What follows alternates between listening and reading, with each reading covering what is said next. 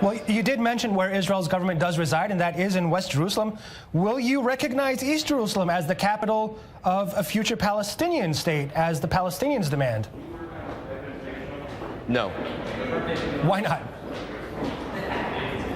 That's not something that I'm willing to recognize at this point.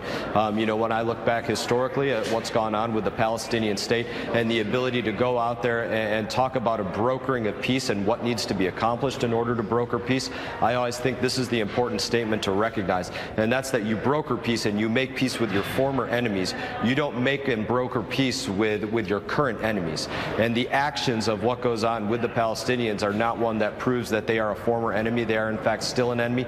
You look at one of the things that we just voted on here in the House of Representatives, something known as the Taylor Force Act, where we go out there and we say no longer will the dollars of U.S. taxpayers go towards Palestinians when they're in the midst of paying the families and the terrorists themselves for committing acts of terrorism against Israelis. This is something that isn't going to happen. This is a you could call it a new day for the United States of America in the way that we are going to handle those that conduct terror against our greatest ally. So it's for those reasons that absolutely not. I'm not willing to look at those kind of measures as something to be brokered with somebody that still I would classify as an enemy.